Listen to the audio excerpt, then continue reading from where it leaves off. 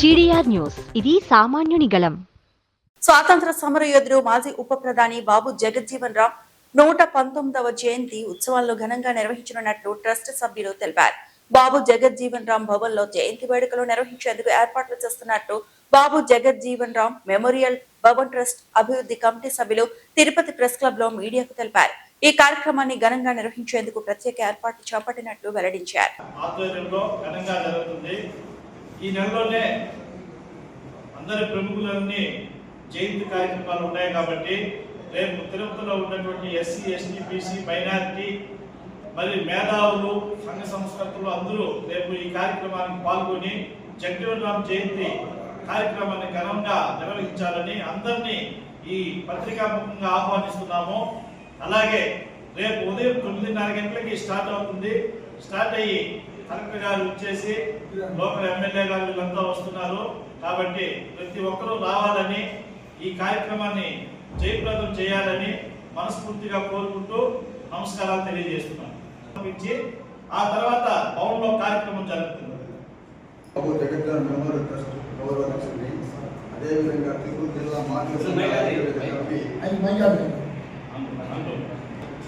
సంఘాలకి 119 జయంతిని ఘనంగా జరుపుకుంటుంటే నగరపాలక సంస్థ వారు, కులావారు, అట్టే కలెక్టర్ వారు కూడా, సోషల్ వారు కూడా మేము ధన్యవాదాలు తెలియజేస్తున్నాము. ఎందుకంటే గతంలో ఎమ్మెల్యేలు ఈసారి గొప్పగా చేస్తున్నాము.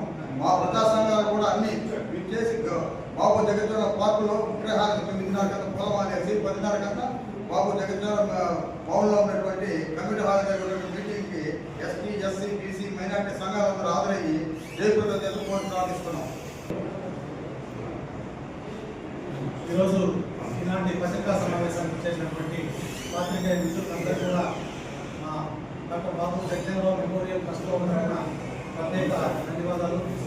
మీకందరికీ విదితమే భారతదేశ మాజీ ఉప ప్రధాని స్వర్గీయ డాక్టర్ బాబు జగజ్జీవన్ రామ్ గారు ఆంధ్రప్రదేశ్లోని నారా జిల్లాలో 1908లో జన్మించి ఈ దేశానికి విశిష్టమైనటువంటి సేవలు అందించినటువంటి ముగ్గురు వ్యక్తులు ఎవరైతే ఉన్నారో వారు మహాత్మా జ్యోతిబా ఫూలే గారు, డాక్టర్ బాబు జగజ్జీవన్ రామ్ గారు, డాక్టర్ బిఆర్ అంబేద్కర్ గారు, వారి ముగ్గురు కూడా ఈ మాసంలోనే జన్మించడం ఈ దేశ ప్రజల యొక్క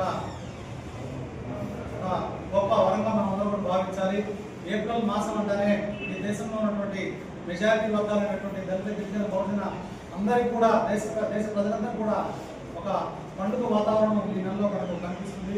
అటువంటి మహనీయులు ఈ నెలలో జన్మించడం మనందరూ కూడా పూర్వజన్మ సుకృతంగా భావించి ఈ జయంతి ఉత్సవాలను రాష్ట్ర ప్రభుత్వం కూడా అధికారికంగా నిర్వహిస్తున్నది.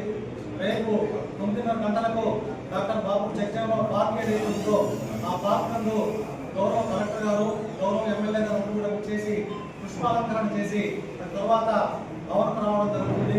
ఆ భవన్ నందు జగజ్జీవన్ రామ్ చిత్రపటం, అదేవిధంగా సమావేశం, ముఖ్య వ్యక్తుల యొక్క ప్రసంగాలన్నీ కూడా ఉంటాయి. ఇది దాదాపుగా ఒక 20 సంవత్సరాలుగా మేము తిరుపతి నందు నిర్వహిస్తూ ఉన్నాము. డాక్టర్ బాబు జగజ్జీవన్ రామ్ జయంతి కానీ, అంబేద్కర్ జయంతి కానీ మా యొక్క కమిటీ తరఫున సుదీర్ఘంగా మేము నిర్వహిస్తామని చెప్పేసి మీకందరూ అధికారంగా నిర్వహిస్తుంది.